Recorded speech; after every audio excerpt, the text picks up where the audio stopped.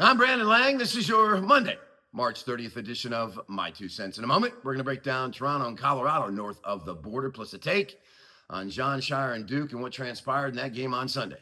We'll have it all for you in just a moment. Smack Talk. Download the app today. You'll thank me when you do. Fantasy sports player props and a place you can go to talk smack about anything, anytime, anywhere. And boy, they were slinging it yesterday after what happened in Duke, UConn. Download the Smack Talk app today. I'm going to tell you something right now. You'll thank me when you do.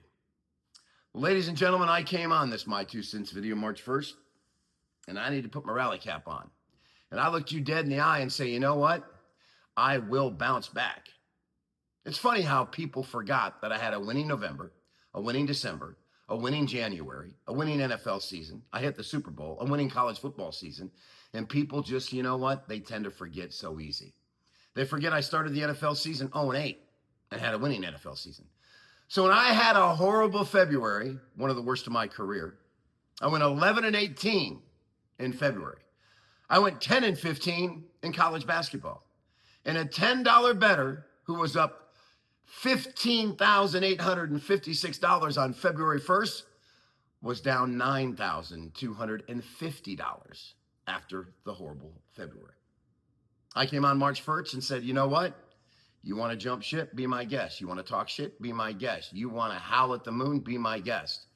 But in doing this job for 35 years, one thing I know about me, when the pressure is the highest and the chips are down, I bounce back and I get it done. And courtesy, on Thursday when I told you I would have one of the greatest 4-day runs you ever saw, I proceeded to go 4-0. 100-dime winner on Iowa over Nebraska, 150-dime winner on St. John's plus the points over Duke, 200-dime winner on Arizona getting it done over Purdue, and yesterday the 50-dime winner on UConn getting it done, and that completes the 4-0 sweep. And where do I stand? College basketball for the month of March, 17-9, 18-10 overall for the month. And you know that little $10 bettor that fell to $9,250? He now sets over $16,000 as we head into these last couple of days of March. Started March with winning week number 1, continued with winning week number 2, continued with winning week number 3, and we closed it out with 4 straight winning weeks in the month of March. Ladies and gentlemen, that's what you have to do in this business. You have to show people you have the ability to bounce back, and you have to show people that, hey, sometimes I got to remind you, I'm the guy they made the movie about. It's as simple as that. And everything I do is magnified. The wins, the losses, you got it. The haters are never going to go away. I got them right here on my website, paying attention to everything I do, calling out shit I do. He lowers his ratings to protect his bankroll. People would just mind their own shit and worry about themselves. This whole world would be a better place. But it is what it is. We will roll up our sleeves and continue to grind. Today, I get ready to hand you winning day number 6 in a row. And ladies and gentlemen, it's a 50-dimer in the NBA on Atlanta hosting Boston. It's pretty simple. We're looking for winning day number 6 in a row. We're looking to hand you another winner here in March and continue this great month by winning these last 2 days. All right, free pick winner in a moment. My 2 cents. Jon Sheyer. Last year couldn't get done in the semis, blew a double-digit lead, losing to Houston. Cooper Flagg had the turnaround jumper in the lane. He was too tired, and Duke lost. He reloaded with pretty much a brand new team, 3 freshmen. Make sure I say that word correctly, freshmen. And when the chips were at their highest, Jon Sheyer let them play, and those freshmen played like freshmen. After the second free throw was made, UConn had a 2-point lead. I'm sorry, Duke had a 2-point lead. Sheyer had a timeout. Call it! Call your timeout! Bring the freshmen over. Set them down.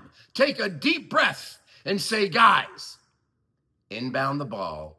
Get it. They're going to foul. Now, guys, there's 10 seconds on the clock, so we don't have to get the ball over half court. Okay, you can keep it back on our end. So don't panic. Let's get the ball in, wait to be fouled. That's the key. You plant these things in their head so they know, oh, we have time. There's no rush here. Let's just take our time and make the plays in front of us. He didn't call timeout. So in the hysteria of those last 10 seconds, Boozer gets it in the corner. It's a hot potato. He doesn't hold it to get fouled. He kicks it to Sarr. Now, Sarr had the whole right sideline to go. He had the ball, had the whole world in front of him. Dribble to the right, draw the double team. Then you make the decision. Sarr would have saw that there's two guys deep wide open. He would have been able to make the pass. But what did Sarr do? He didn't want the ball. He passes it up to Caden Boozer. He gets it. He turns. He panics. He tries to throw over the double team. And there's your tip. There's your steal. There's your pass. There's your three. There's your game over. Suck it and go back to Duke. Jon Sheyer is going to have to live with this one. It wasn't Caden Boozer's fault. It was Cameron Boozer for not holding it to get fouled. It was Sarr's problem for not holding the ball getting fouled. And they both deferred to Caden Boozer, and they set the brother up to fail. And he failed.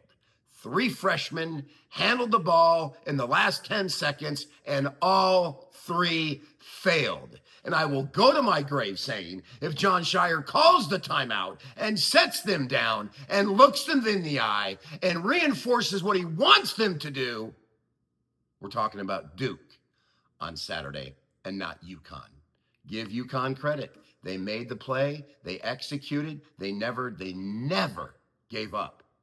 But once again, Jon Sheyer kept that back timeout in his pocket, and that's going to haunt him for probably the rest of his career.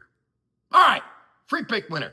I'm going to tell you right now, both these pitchers, Ponce and Sagano, are going to deal tonight. Sagano was the Korean MVP, came back. He was in the World Baseball Classic, didn't give up a run. As for Ponce, he has been dynamite, ERA of less than 1 in spring training. Posted totals 8.5 here. Both these guys going to deal. Let's play under the posted total.